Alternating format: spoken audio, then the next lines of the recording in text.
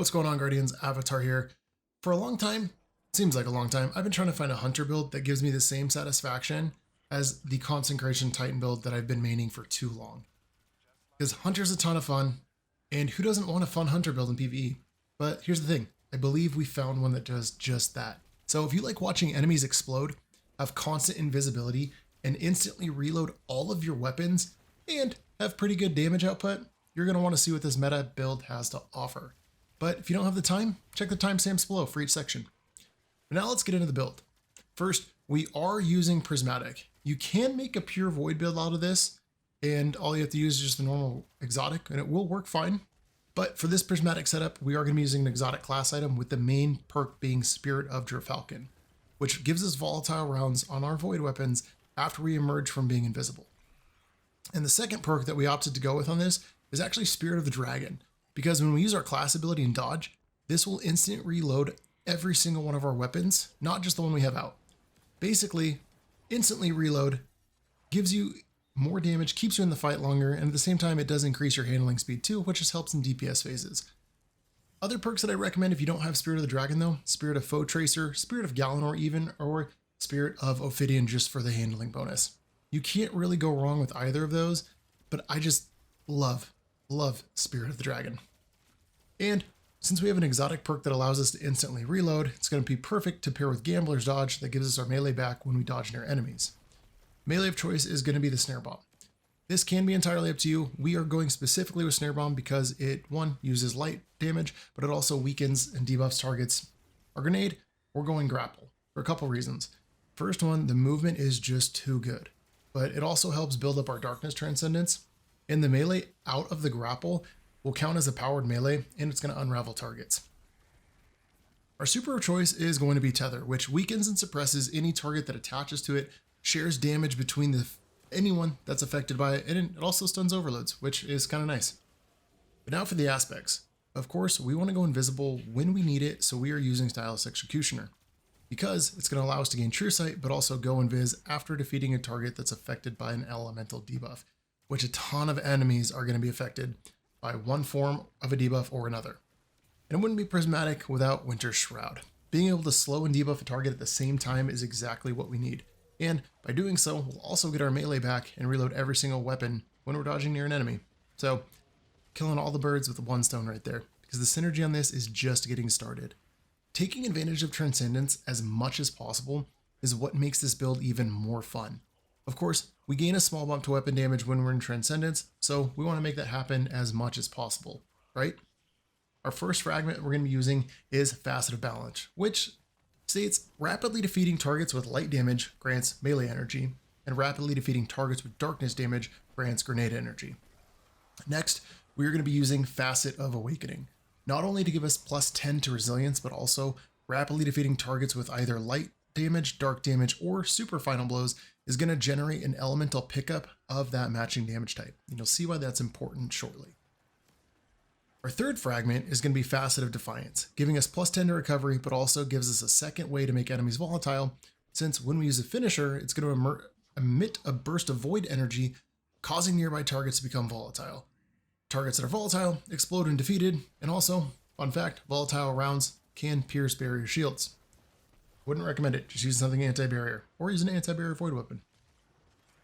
But what would Prismatic be without damage reduction? That's why our next fragment is Facet of Protection, giving us that 15% damage reduction when surrounded, and since we're going to be dodging near enemies a lot, we're going to take advantage of this facet constantly. Our last fragment here is to help us not only have one way to get an overshield, but also help us survive easier. Facet of Purpose will give us an overshield when picking up an Orb of Power, but like I said, that's just one way that we can get that overshield. Now, let's get into the weapons of choice. It's no secret how good rocket sidearms are, but Tinasha's Mastery is perfect for this build because of Chill Clip. With the help of Chill Clip, it's going to proc Stylus Executioner, stuns Overload champions and Unstoppable champions, and the second perk can be completely up to you. I love Air Trigger personally, but Loose Change would also be a good option. And don't worry, if you haven't gotten the role that you're looking for, Iron Banner will be back January 14th for 2 weeks, so you definitely have a lot of time to farm for that God role or just that Chill Clip role you've been missing. Remember at the beginning of the video when I said let's make enemies explode? That's where gridskipper comes into play. Being a void pulse rifle, it's going to give us those volatile rounds pretty often just due to the nature of our class item, but when we're using the best void PvE add clear combo, repulsor brace and destabilizing rounds. Repulsor brace gives us an overshield, hey, that's the second way we can get it, when we defeat a void debuff target. In destabilizing round states, final blows cause nearby enemies to become volatile. Basically, we're going to make shit blow up with void damage. For the heavy, you can lean into the heavy volatile if you want to with either something like Hammerhead for decent damage and good ad clear, or even something like Edge Transit, the grenade launcher, for good, better damage than Hammerhead can put out, but also it'll help clean up some of those yellow bars as well. Either of those would be good choices, but specifically for me, I wanted to go with Chill Inhibitor because of its insane damage output, and it helps build our Darkness Transcendence energy quicker too. And particular role we got is from Banshee with that Envious Arsenal and Bait and Switch, so if you haven't gotten it, go ahead and pick it up. You do have to have that dungeon, by the way, and have completed it once. But I would recommend doing it easily. Now let's break down the main artifact perks and the mods. With Act 3 now live, the additional row in our artifact perk has some spicy perks that make this build just even better. I was going to put this build out before Act 3, and I'm glad I didn't. So I redid it, rewrote it, because these two perks are awesome. Void Renewal allows void weapons the chance to create a void breach on defeats when Devour is active.